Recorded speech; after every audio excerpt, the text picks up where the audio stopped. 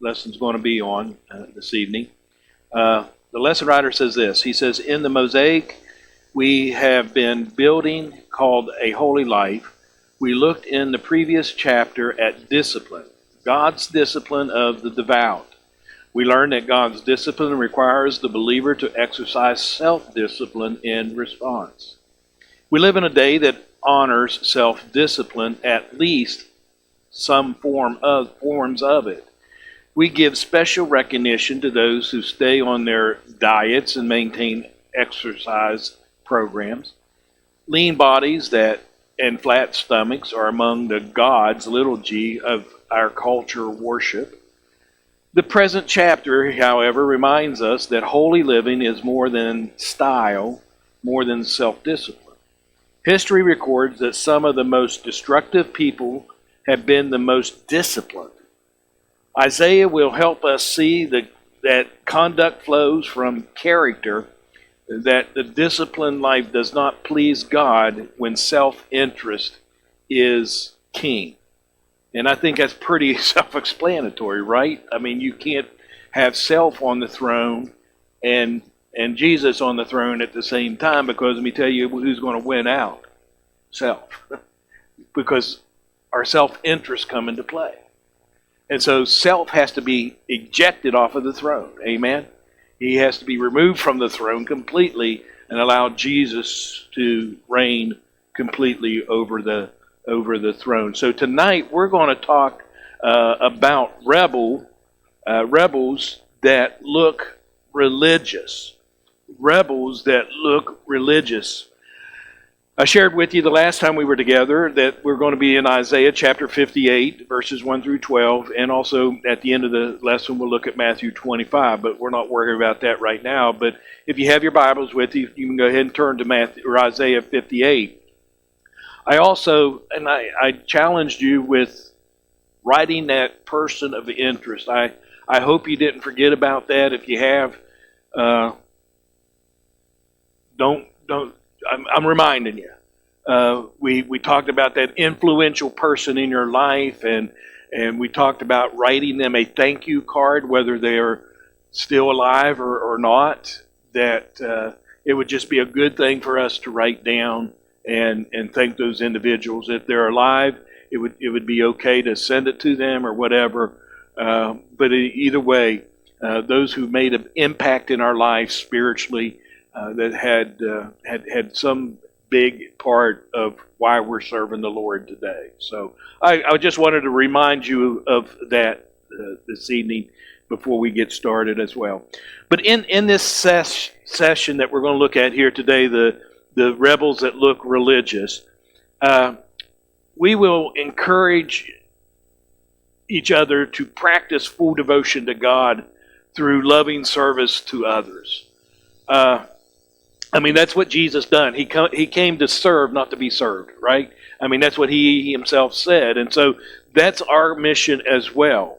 And I want to share a phrase with you that was, this phrase was found on the official seal of a Christian university.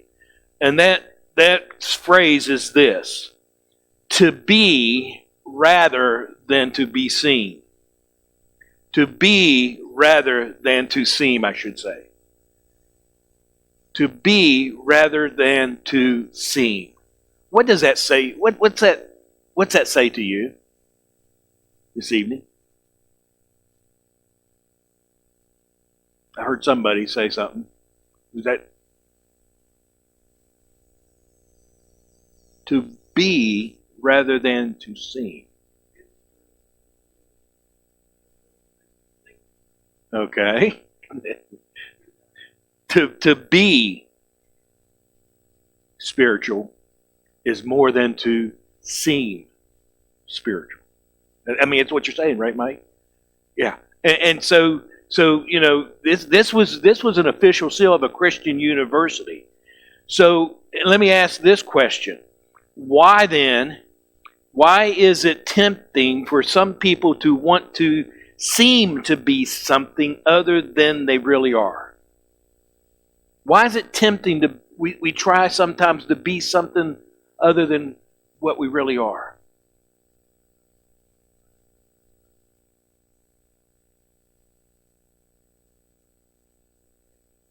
Okay? To look favorably on us, to impress others, to move up on the totem pole, right? Things like that. What do you think of when you hear the word rebel? Goes against the flow? Rebel. Rebel? Somebody said something over here. Okay. You know what I first think of?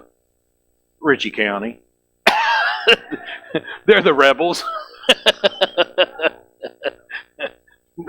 That's not a very good slogan, is it? To go against the grain, right?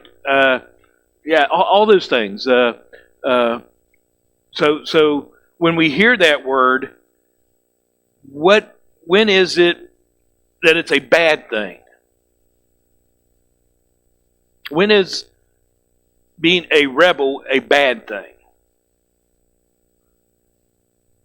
Okay. Obeying.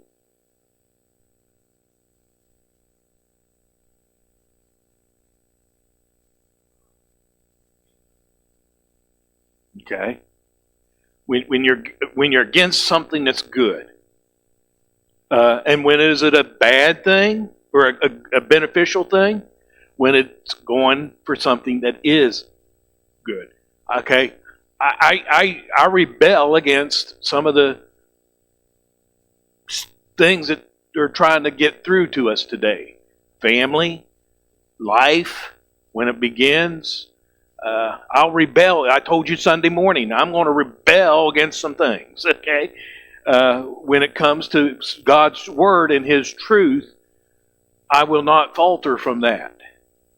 Now, going back to what you said, Angie, if it's going against a good thing, it's going against God's Word, when we rebel against God's Word, or those in authority over us as children or whatever, even as Christian employer to an employee, when we're to do, unless it goes against God's Word, we're to do what they tell us to do. Amen? And so it can be a good thing or it can be a bad thing. And we all know that things are not always what they seem to be on the surface. I mean, sometimes people want to make us see something that's really not there. And sometimes that's good and sometimes bad. But let's take a look at how outward appearances work in the Christian life. So let's get into this this set of questions here. What makes a person look like a Christian?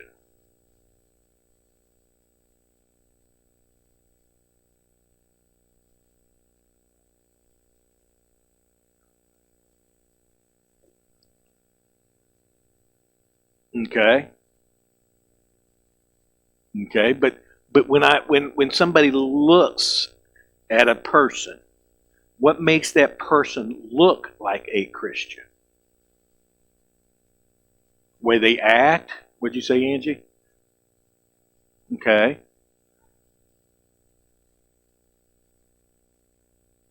Their what? Their expressions. Explain on that. Okay. Okay. What was that, Angie? Their talk? Yeah. Just looks. Just looks. Okay.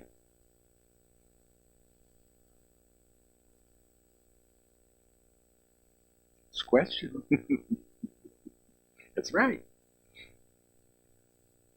Let's go back 20 years, 30 years maybe a little longer. What made a person look like a Christian? The hair, the dress, right? I mean, there's no way a minister would sit up here with short sleeves on and so forth and so on, right? Women had to wear their hair in a bun, right? Most of them. Long dresses. And so, I mean, you even still today, that you can look at some faiths, or not faiths, but denominations, and they still are that way. And there's nothing, that's not a downplay whatsoever. Because we wouldn't be where we're at today if it wasn't for that group of that generation. Just like the World War II generation or whatever. Okay? It doesn't. It doesn't, Gary. And that's what we're getting at. That's where we're heading at. And in fact, the next question says, how important is it to look like a Christian? And the writer says, he says this, the outward appearance may or may not be as important as their inner life. Nevertheless, how one looks and acts can be a strong Christian witness. Amen? How one looks and acts can be. I mean, I can remember Dwayne, the evangelist, the redheaded evangelist. He was over at Broadway a few times. What was his last name? Anyhow, he was speaking on modesty, okay, and I like what I'll get to that, and he says you can wear a long dress with a slit halfway up the dress, and it's not modest, okay. And I like what I heard on the radio one day about modesty when it was a message about, and I think it was the Daily Bread guy, Hahn, I think is his last name. Was talking on this, and he talked about modesty. Modesty is in the dress. What he said: if the way I dress makes a person lust, then I'm probably not dressed appropriately. That's not modest. Okay, I can have the long dress, or I can have the long sleeves, and so forth, but how it appears makes a difference. Amen? And so you're right, Gary. It's not on the outside. It's on the inside. But when it's right on the inside, it's going to be right on the outside. Amen? You're not going to want to be, you're not going to want to have temptation on anybody. And that's what the author is getting at in that set of questions. Go ahead, somebody.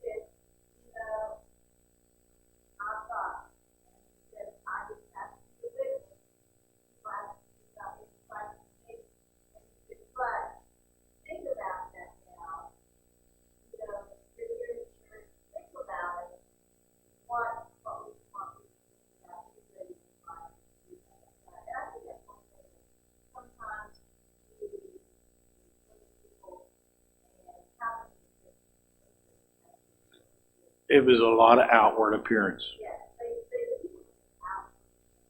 Yeah, I mean, going back to what we were saying, jewelry was a big thing, back in the day as well. And so the appearance, but like I said,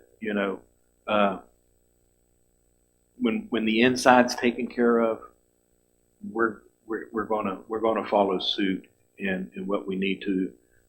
In modesty and appearance and all those things. So what are some ways that you and I can maintain a visible Christian witness?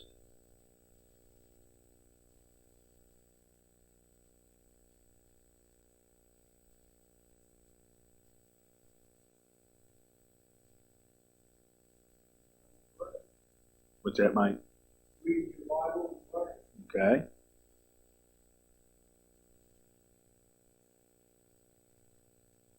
Fellowship, right? I think it's good to feel the Spirit. All of it, the Spirit of God. To me, how can you have those that be not all the Spirit? It didn't say this come to you, it's the Spirit. Right. Rebellion is doing one's own pleasure, or as one wishes in worship, or political allegiance rather than as God wishes. It's going against the things that we know are right. With that definition in mind, and that's the definition the writer gives, with that definition in mind, can you give me a list of things that are selfish or natural, which is really carnal, reactions of infants? Just thinking about an infant for right now. Can you think of some with that definition? Let me go back to that definition. Doing one's own pleasure or as one wishes, or political allegiance rather than as God wishes. Thinking of the infant or the child. Can you make it or name off some things that are selfish that you see in them? Okay. That's selfish. Okay, that's the natural, that nature. It's the carnal nature. What's that, Mike? Mine. Someone else. What's that? Crying to get their way? Okay. Throwing a tantrum. And that usually because they didn't get their way. Anything else? What if they're throwing a tantrum because they're hungry? Or maybe not a tantrum, but we're talking infants here, okay? So infants aren't usually throwing tantrums. They're just expressing themselves with a cry, right? So when they're hungry, they can't feed themselves, so they let you know, right? When they need a diaper change, they can't do that, so they express themselves through crying. And so, that is different than the me or mine. Because they're at an age or at a stage in their life where they have to depend on someone else to meet those needs in their lives. How can each one of these characteristics that we talked about, the selfishness, the mine, the get my things my way, how can each one of these characteristics still be evident as rebellion in some adults? Wanting what others have, taking their toys and going home. Come on, be honest. It's exactly right. Exactly right, Gary. The toys are. It's not the size of the boy. It's the size of the toys. So, I mean, there's not much different. The self is still there, isn't it?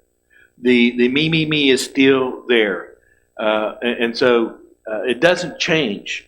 Maybe the toys, but not the attitude and things of that nature.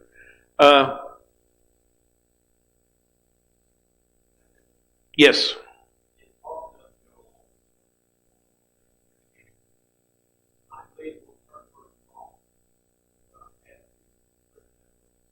Oh yeah, I agree, Gary. I agree. Most assuredly. As I said, infants can become very upset when hungry, yet this is very normal. The writer says this: the self-centeredness is part of their self-preservation because they do not have more mature ways to express themselves. Adults, on the other hand, often express selfishness when they do not have their appetites for pleasure met. Mature Christians have other ways to express themselves as they live for God rather than themselves. And so, as we get into our study tonight in the scripture part of it, Isaiah 58, Isaiah focuses on God's message to people whose private motives did not measure up to their outward religious appearance. In fact, the writer talks about this is the prime example of being a hypocrite, what we're going to see tonight. Okay? So let me try to set the context for you this evening before we read the scripture. I'm going to read some of this from the book. He says, terrorism used to have a recognizable face, but not anymore. Plane crashes into a quiet town. People die because of a nondescript truck filled with dynamite explodes. Unknown hijackers fly jumbo jets into giant buildings, killing thousands and millions of people. It is true, of course, and I skipped a lot of that, but it is true, of course, that many times when the terrorists are captured, they look fierce and dangerous. However, that wasn't the case in Isaiah's time. The rebels Isaiah wrote about looked religious. Keep in mind that it is the great God of salvation history who speaks in the Bible passage under the consideration here tonight. So this is the Lord God speaking to the prophet Isaiah, what you're going to hear tonight. That's what we got to remember. So when you hear what's being said, it's not Isaiah coming up with his own words. Remember, the Word of God is inspired by the Holy Spirit. Okay? And in some instances, God maybe directly spoke to the prophets. So through the prophet, the Lord said these remarkable things about the people. Day after day, they seek Him out. They seem eager to know Him. They ask Him for just decisions, and they seem eager for God to come near them. Isaiah was not preaching to a bunch of tough hombres in the Western saloon. These were good people, fine, upstanding, religious, the holy people of their day. Okay? Because of their selfish attitudes and actions, they learned that religious forms can be empty. It helps us to recall life in Jerusalem at the time about which Isaiah prophesied. What was it like in Jerusalem after the exile? Actually, life was pretty grim. A few unimpressive stone huts built from debris of the city destroyed years earlier. The temple gone, the walls flattened, the economy in shambles. Controlled by foreign governments, watched by alien troops, the people began to rebuild. As is always the case, some people made money and built fine homes, while the majority was poor and homeless. It appears that it was the members of the upper class who complained to God and to whom God directed His scathing words.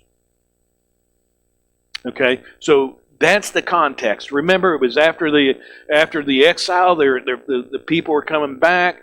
The northern kingdom is mixed with the Sumerians or the Jewish people and the Babylonians and things. That's where you get Samaritans.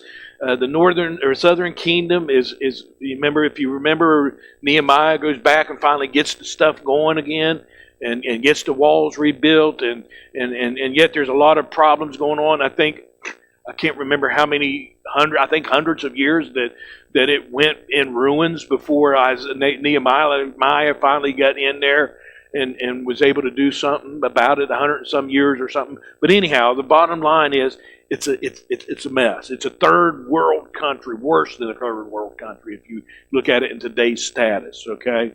And so that's the context of what we're going to look at today. So with that in mind, somebody read verses 1 and 2 this evening.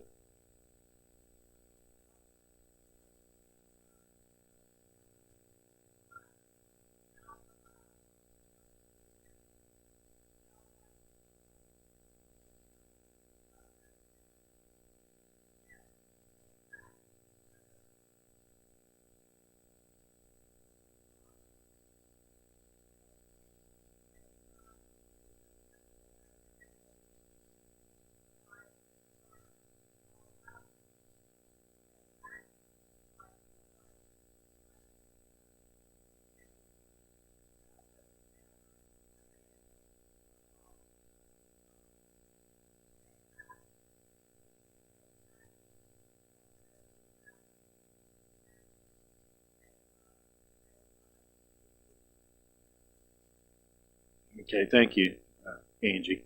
Okay, so here you have it. This is God speaking to the prophet. We got to keep that in mind. He says, "Cry aloud, spare not. Preach the truth.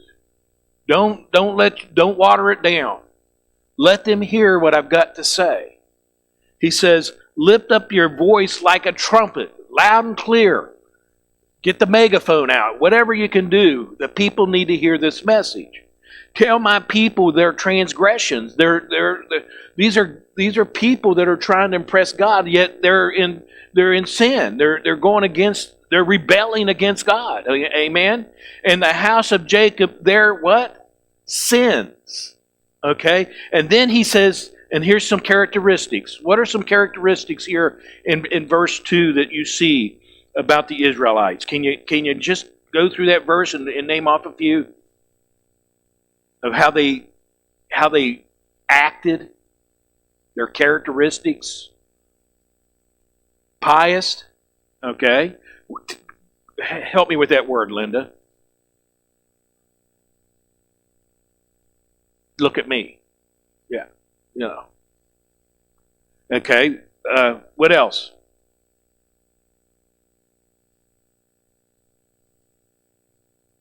They seek me daily. They seek me daily. That's religious, right? Well, what else? They delight to know my ways. These are some religious people. I mean, I desire to seek God daily. I desire to know His ways. As a nation that did righteousness.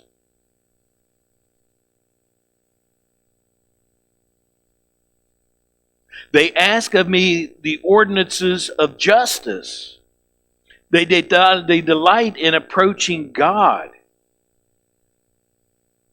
They did not forsake the ordinances of their God.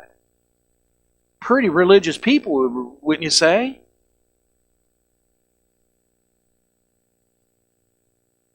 Come on, help me out here. What do you think when you read that?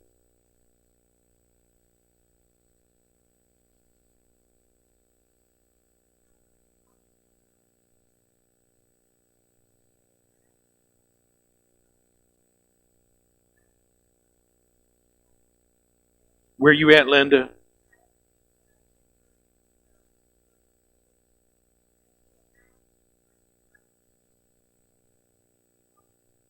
Right.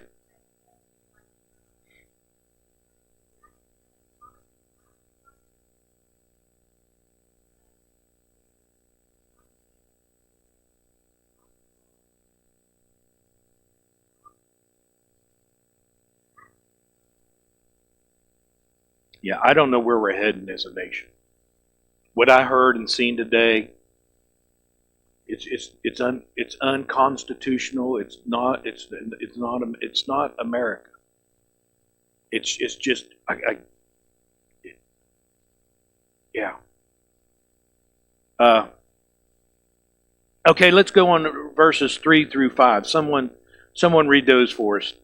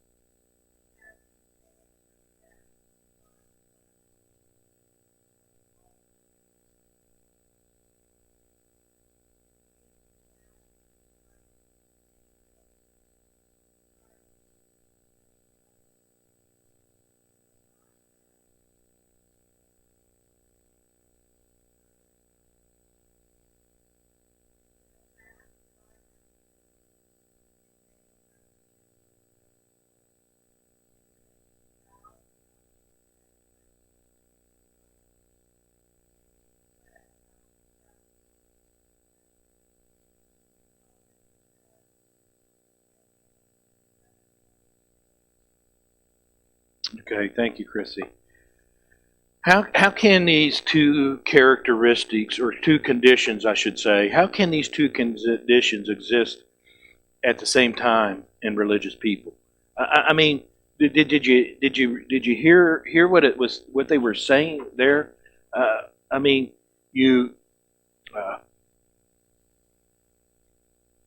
they're saying to the Lord, we fasted, we fasted, and they say, and you have not seen it. They're saying to God, we were fasting, and how come you didn't see it, Lord? You know, why have we humbled ourselves and you have not noticed? And yet on the day of your fasting, he says, you do as you please and exploit all your workers. Take advantage of your workers. You fast, but yet you don't treat people right. Your fasting ends in quarreling and strife and in striking each other with wicked fists. Does this sound like godly people fasting? And then in the midst of their fasting, they're doing this? You cannot fast as you do today and expect your voice to be heard on high. We can't continue in sin and expect God to bless us. I mentioned that Sunday. We can't expect that in our lives. If there's sin in my life, God is not going to continue to bless me. He may get my attention in some things in some areas and show that He's still wanting to work, but He is not going to bless it. We can't grow spiritually if we're living in sin until we get rid of the sin problem.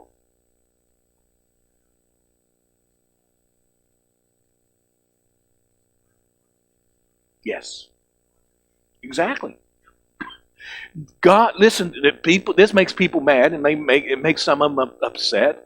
But it's true. The only prayer that God has to listen to from a sinner is a prayer of repentance. Well, what about the prayers He's answered when I was? Well, by God's grace, He can do what He wants to do, but He does not have to listen to the prayer of a sinner unless it is the prayer of repentance with a true heart. And but it goes. I mean, Gary just quoted the verse, and it holds true. Verse 5 is this the kind of fast I have chosen? Only a day for a man to humble himself. You see, I'm only going to do the good thing while I'm fasting, and the rest of my life I'm going to. You see, it doesn't go. They can't coexist. It's only for bowing one's head like a reed and for lying on sackcloth and ashes. Is that what you call fast? A day acceptable to the Lord? Wow. Harsh things there. And so, how can these two conditions exist at the same time in religious people? Okay. Right. But can I think I'm that way? Yeah. And so when I'm living for self, It can exist. Both these conditions can exist. I can think I'm religious by doing the religious things, going to church, reading my Bible, feeding the poor. Right? Right? But if the heart is not right, then it's of no use.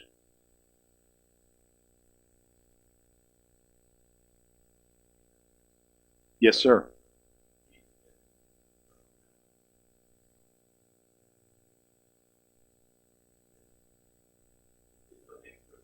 Yes.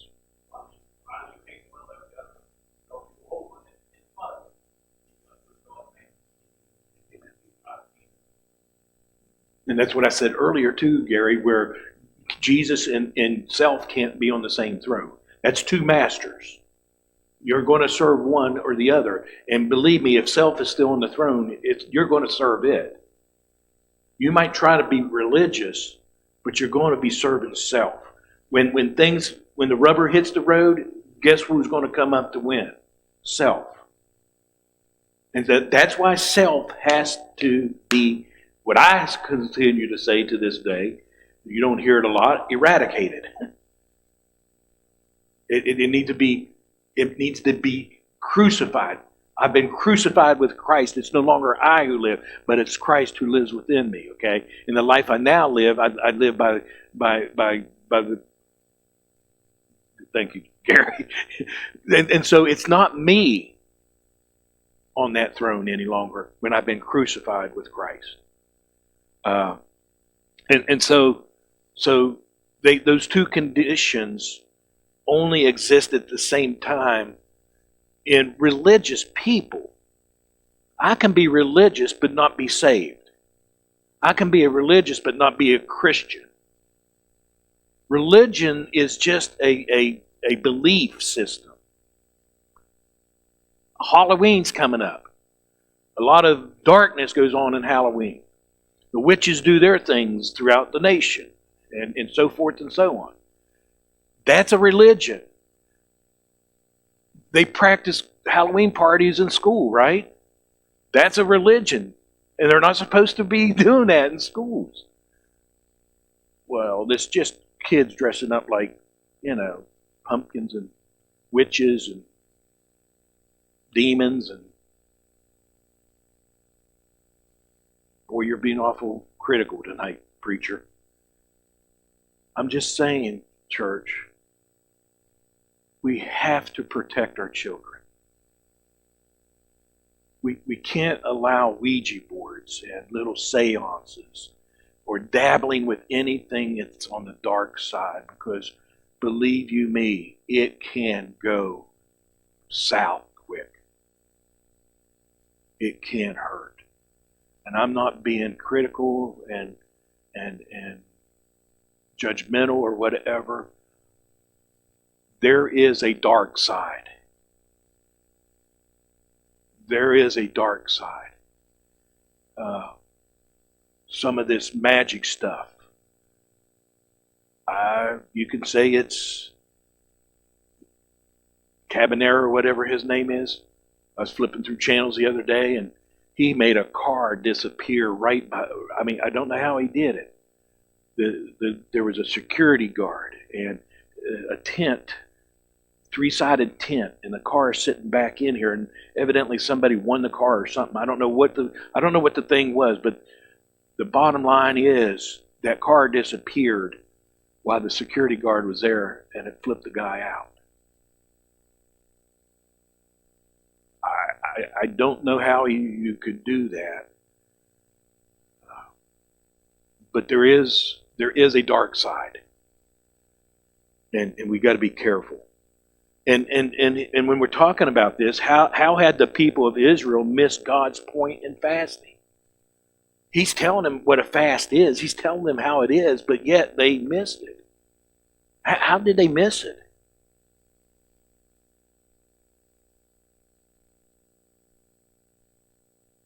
There are people that are wanting God, right? They're seeking Him every day, and they desire Him, and Why did they miss it? Okay.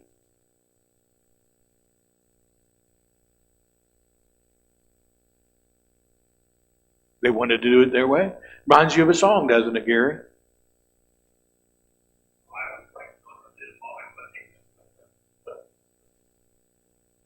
The lesson writer brought that out, that song. I did it my way. Who was that? That was, Frank Sinatra. Here's what the lesson writer says. He says this: they were observing an outward form without an inward change. Goes back to the heart, Angie.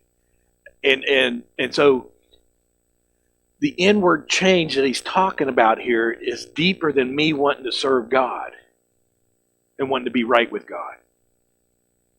Okay? He goes on to say, they were observing only one day of fasting rather than a lifestyle of religious behavior.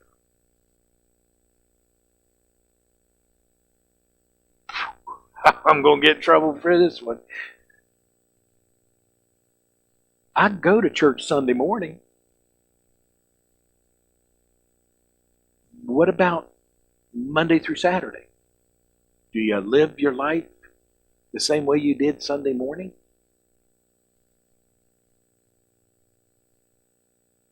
I'm religious, but it's got to be a lifestyle.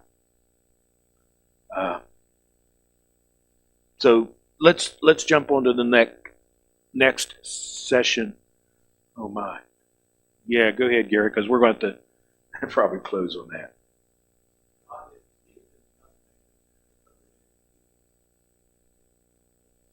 Yes. Yes.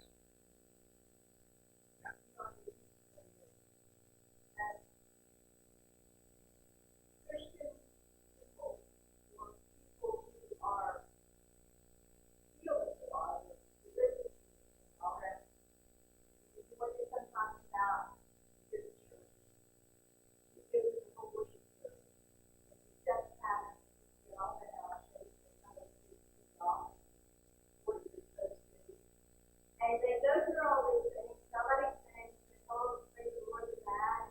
And, and it's a wonderful song, it touches the heart. But I wonder sometimes what happens if we go out and what this, what we call the service, and really touch the heart, what God will do. How do we feel when we go out of the church?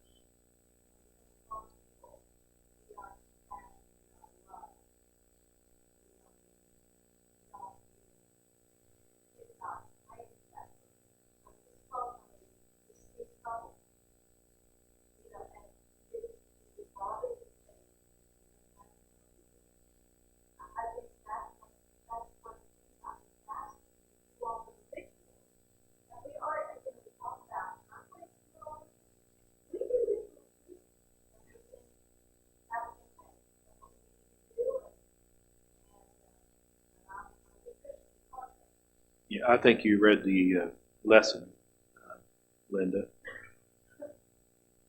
And we'll get into a lot of that the next time we come together, because that's where it's headed. It's exactly where it's headed. And so we're going to close tonight. It's already 8 o'clock, and we're just barely halfway through the lesson tonight. But I really, really want to say thank you for participating tonight. I think it's been a lot of good things, and it helps. I think it helps tremendously when we speak up and talk, and I think we learn a lot through that. And so I really appreciate the participation tonight. I think this is a good lesson. So we'll not rush through it, but we will pick up there next week with that verses. What was it?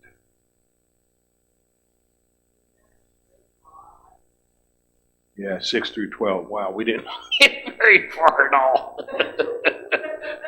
But anyhow, we'll pick up with verses 6 through 12 next week. All right. Any other questions or thoughts before we close in prayer? Go ahead and read the rest of that, those chapters, and get an idea of where the prophet is coming from and where we might be heading. So, all hearts clear? Well, let's close in prayer. Father, we do thank you tonight for your love, your word, Lord, for just a good time of coming together tonight and looking into your word. May it speak to our hearts tonight, Lord. May it open our eyes. The song says, open the eyes of our hearts, Lord, that we might see you. And so that's what we want tonight, Lord. We want to be a relational people with you, not a religious person necessarily, Lord. There's some traditions that Paul says we're to hold on to, but tradition is not the thing that makes it. It's not the things that get us to heaven. And it's like Linda was saying, we can do all this fasting and worship and all this feel-good things on Sunday morning, but yet if we ignore those around us that are desperate, that need something, Lord, we need to be obedient. And when we see someone in need, as the lesson talks about, Lord, it's taking the loaf of bread I have and giving half of it to the person in need. It's taking that person in and letting them live in half my house, as the lesson writer points out. And Lord, those are some places of challenge in our lives. So help us tonight, Lord, to be people that have more than just a form of godliness, that lack the power of God in our lives. Help us, Lord, to listen and to be obedient, but not rebels, going against what we know you really want in our lives. As Gary said, it's a life of holiness. It's a life pleasing to you in every area. And our attitude, our behavior, our modesty, all these things come about when our heart is right and filled with the love of Christ. Help us tonight, Lord, to seek you out and allow you to change us completely. In Christ's name we pray. And amen. Amen. Shake hands with one another. You may be dismissed.